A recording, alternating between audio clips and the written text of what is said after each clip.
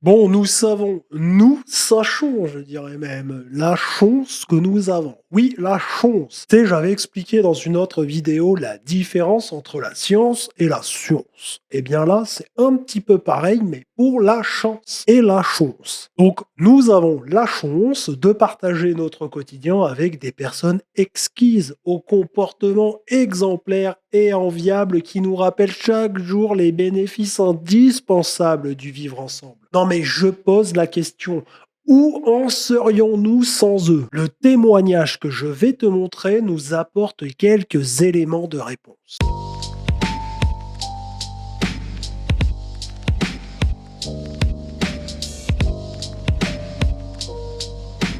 Alors, qui ne s'est jamais embrouillé avec un maghrébin dans le chat? Levez la main. Non mais pas de suite, fais ça en commentaire. Non mais parce que là je te vois pas, réfléchis un peu. Tu noteras que je suis très mauvais en référencement, car en posant la question dans l'autre sens, j'obtiendrai immédiatement 200 commentaires dans la minute qui suit la sortie de la vidéo. Mais pareil qu'il faut toujours chercher l'inverse de nos certitudes. Donc j'ai encore quelques petits restes de mes études. Tu vas voir, dans le témoignage qui va suivre, l'origine de l'agresseur n'est pas mentionnée. En revanche, la personne nous a laissé quelques indices. On va écouter donc le témoignage de cette jeune demoiselle. Ok, je vais essayer de me calmer et je vais essayer de faire cette vidéo rapidement. J'ai longtemps hésité à faire cette vidéo parce que je pensais me taire, mais en fait je vais pas me taire. En moi ça hurle, j'ai mille émotions de colère, de tristesse, de haine, de tout ce que vous voulez qui est mélangé. Et en moi là, je peux plus. Donc la nuit du 13 au 14 juin, on a passé une soirée avec nos amis, donc mon chéri et nos amis. On est allé au restaurant et donc c'est moi qui étais Sam et c'est moi qui les ramenais. On arrive en bas de chez eux et là il y a Vraiment, j'ouvre la porte, pas de musique dans la voiture, je précise.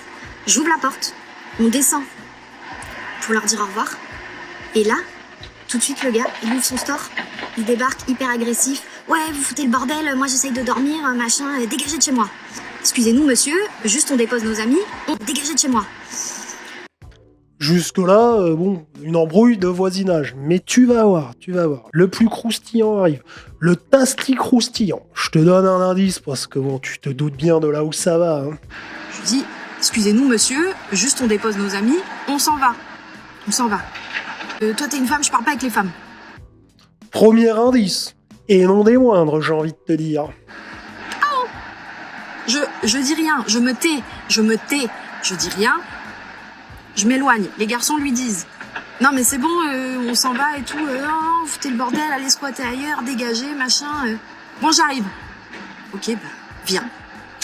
Le gars sort de chez lui, tout de suite agressif, pareil, il continue, moi je lui redis. Deuxième indice. Plus léger que le premier, j'avoue, mais deuxième indice quand même. Oui, nous sommes des inspecteurs, hein. Aujourd'hui, nous jouons aux détectives. J'essaye de retourner vers lui. T'es une femme, je parle pas aux femmes. Ok, tu parles pas aux femmes, très bien.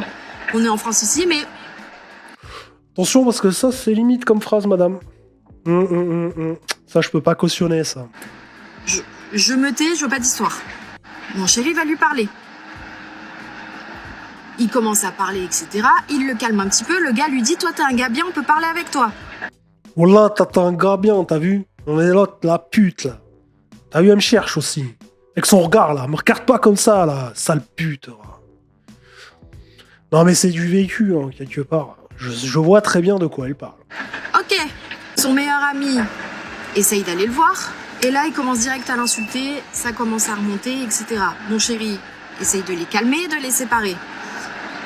Il lui dit, son meilleur ami, il lui dit, écoute, t'as l'âge d'être mon père, je vais pas me battre avec toi. Ouais, mais première erreur, hein. La erreur du meilleur ami, hein. Faute grave. Ah, si tu veux rester en vie. Tu sais, moi j'avais un copain comme ça, une époque. Moi je suis plutôt le gars, je suis plutôt le petit ami de la meuf, tu vois. Je suis plutôt diplomate et j'arrive un peu à régler les conflits.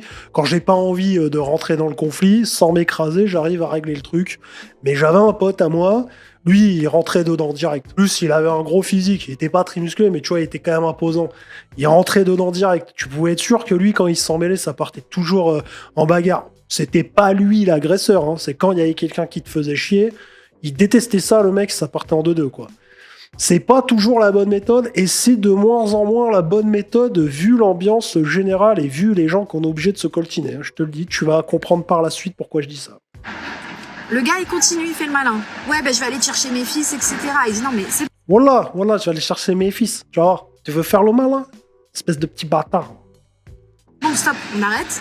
Toi, t'as l'âge d'être mon père. Je vais pas me battre, en fait. C'est bon, je rentre chez moi.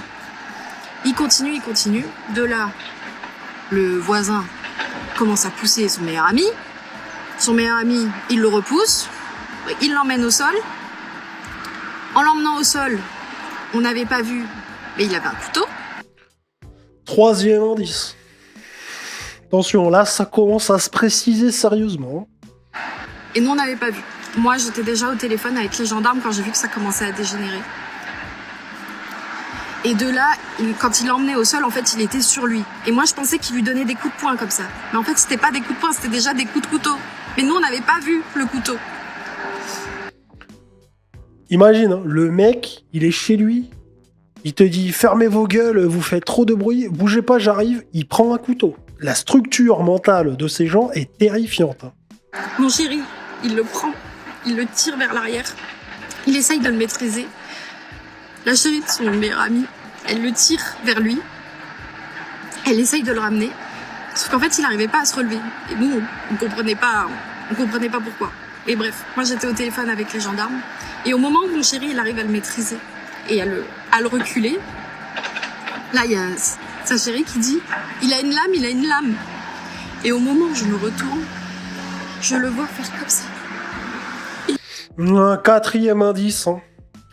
4e indice, attention, vous notez bien, nous arrivons bientôt à la conclusion. Hein. Nous allons bientôt savoir qui est le coupable. Là, attaque au cou avec un couteau. C'est signé, hein, comme dirait l'autre. Il l'a planté dans le cou.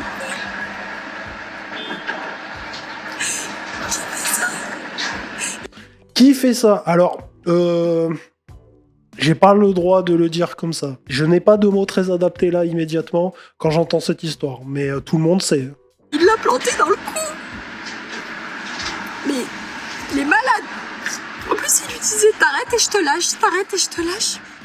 Là, j'ai vu, il l'a planté dans le cou. Je me suis dit, c'est terminé. Là, il l'a tué sous mes... Wallah, promis, j'arrête. Wallah, tu connais, hein. Est-ce que, si tu n'as pas levé la main dans le chat, tu connais ça? Wallah, j'arrête. Vas-y, frérot, c'est bon. C'est bon, frérot, c'est bon. Et dès que t'as le dos tourné, oh, bâtard, je vais te niquer ta mère. Ah, je te dis, j'ai un peu d'expérience. Pour ceux qui disent que je suis déconnecté du réel, non. J'ai beaucoup d'expérience avec ces gens. Mes yeux, j'étais au téléphone avec les gendarmes. Je me suis mise devant lui et je lui ai dit s'il te plaît, il t'a touché le cou, fais pression. Et je me disais, il lui reste peut-être 2 minutes, je sais rien. Et je lui ai demandé de faire pression. Il a lâché le gars, donc il n'avait plus son couteau parce qu'il l'avait fait tomber. Et donc, comme par hasard, il est retourné chez lui. Il faisait pression comme ça avec ses mains. Et puis tu m'as planté. Il était en train de réaliser que c'était peut-être fini pour lui. Et vraiment, dans ses yeux, j'ai vu que... Ce ne sera pas sans vous rappeler une histoire qui s'est passée en Amérique, hein, d'une jeune femme qui s'est fait poignarder dans le cou et qui s'est vue mourir. Hein. Enfin, moi, en tout cas, ça me fait penser à ça. Qu'il pensait qu'il était mort, quoi, qu'il l'avait tué. Et il mettait sa main comme ça. Et moi, j'essayais de le faire, mais j'y arrivais pas. Son meilleur ami, en voyant ça, il lui a mis sa chemise autour du cou pour faire pression. Et moi, après, je pouvais plus l'aider en plus, parce que je ne savais pas où était la blessure. Et il se tenait le cou comme ça. Son meilleur ami, il avait du sang partout. Il a une balafre énorme dans le dos, sur le bras et au thorax. Et dans le dos, ça faisait vraiment une cascade de sang. Mais quand je vous dis une cascade de sang, c'était une cascade de sang. J'essayais de rapprocher les parties. Ces gens-là n'en ont rien à foutre. Ils te mettent des grands coups de couteau un soir comme ça, juste parce que t'as fait trop de bruit en bas de son balcon. À son goût, hein, parce que visiblement, vu ce qu'elle dit, il faisait pas tant de bruit que ça. Bon, après, on s'en fout de toute façon. Je veux dire, il y aurait pu y avoir une teuf en bas de chez lui que le mec, il met des grands coups de couteau, quoi. Le gars n'a rien à perdre, comme ça. Petite sa peau comme ça, mais j'y arrivais pas. Ma main, elle était trop petite. Et je faisais pression, donc je l'ai collé contre moi. Sa chérie, elle était limite en train de faire un malaise à voir tout ce sang et ce bordel partout. C'était catastrophique. Entre-temps, j'étais quand même au téléphone avec les gens. Oui, voilà, on aimerait bien savoir ce que fait la police, quand même. Est-ce qu'on est en Angleterre, là? Est-ce qu'ils ont menotté le mec qui s'est fait poignarder dans le cou? Non mais, il y a un minimum, quand même. Hein? gendarmes, mais j'ai dû lâcher le téléphone parce que, en fait, fallait les aider à maintenir leurs blessures. Ils sont arrivés et après, c'est bon, ils les ont sauvés au final. Mon chéri s'est passé à 3 cm. 3 cm de la catastrophe. Il pouvait mourir à 3 cm près. Tout ça pour une histoire de bruit devant chez lui. Mais t'es pas content, t'appelles la police, tu plantes pas les gens. C'est quoi ce délire? On est dans quel pays? C'est la France, madame, et pas n'importe laquelle. La France, pas du général de Gaulle, du coup, mais je sais pas. Bon, là, j'ai rien qui me vient. Stop, en fait, stop. C'est quoi ce monde de tarés? Vraiment, votez bien en 2027 parce que là, ça part trop loin. Je te l'ai dit, elle fait le jeu de l'extrême droite. Quelque part, ce genre d'événement, malheureusement pour elle et ses amis, ça peut déclencher, heureusement pour nous. En fait, c'est un peu ambigu ce que je ressens quand j'entends ce genre de truc. Je me dis, ce genre d'événement, mais quelque part, ça te sort la tête du cul. Tu te dis, là, c'est plus possible. Bon, elle n'a pas nommé l'agresseur, mais on a compris, puisqu'elle dit on est en France à plusieurs reprises. Ça te sort la tête du cul, donc tu te dis, bon, là, c'est trop, maintenant, c'est plus supportable. Voilà, ça te réveille. Et en même temps, t'es passé à 2 doigts de la mort aussi. Donc, faudrait montrer ça à vos amis qui sont un peu rétifs, un peu résistants encore au discours nationaliste, ou au moins patriotes.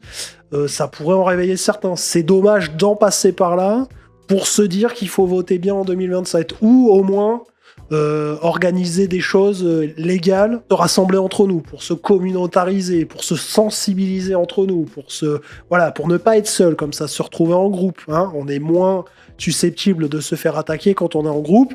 Bon, là, ils étaient en groupe, mais ils étaient 4, c'était 2 couples. Donc, tu vois, quand je parle de groupe, je parle de gros groupes. Plus de 4, quoi. Voilà, on peut faire des choses comme ça. Ça serait dommage, c'est dommage d'en passer par ce genre d'événement pour se réveiller. Je sais pas si c'est son cas à elle, si elle comptait bien voter déjà avant. Visiblement, là, ça a quand même bien renforcé ses convictions. Mais très bien, mademoiselle, tout mon courage. Je vous souhaite de vous remettre de cette histoire qui a l'air de vous avoir quand même bien remué. Bonne chance à vos amis et à votre petite amie également. Bon bref, encore une enquête rondement menée. En réalité, si tu veux rester en vie dans ton propre pays, déjà c'est bizarre à dire, mais faut couper court aux embrouilles et bien voter, parce que là, t'as affaire à des gens pour qui ta vie de blanc, de couffard, vaut moins que rien. Et rien, c'est là, et toi, t'es là. Toi, c'est même pas dans le cas. C'est les personnes qui sont comme l'agresseur dont il est question dans la vidéo et dont il est inutile de donner l'origine, parce que de toute façon, ça sert à rien, ça ne sert qu'à faire des amalgames, n'ont aucune empathie envers toi ou tes enfants. Ils te détruiront quitte à en mourir eux-mêmes. C'est pas la même sphère civilisationnelle, je te l'ai déjà dit. Toi, t'as pas envie de te laisser marcher dessus, c'est normal, mais t'es pas sur les mêmes lignes de graduation et de capacité d'escalade de la violence dans lesquelles peuvent être ces gens, je te le dis. Faut quand même que t'en aies conscience. Pense d'abord à ce que tu peux perdre avant de t'engager physiquement contre eux. N'hésite pas à me dire ce que t'en penses en commentaire. Like, abonne-toi, fais un don sur Tipeee ou rejoins les membres payants de la chaîne pour me soutenir et soutenir une certaine idée de la paix sociale. Et je te dis à demain, 9h45 pour une nouvelle vidéo. Ou peut-être avant, si j'ai des trucs à te dire. Mais bon, ça, comme d'hab, c'est la surprise.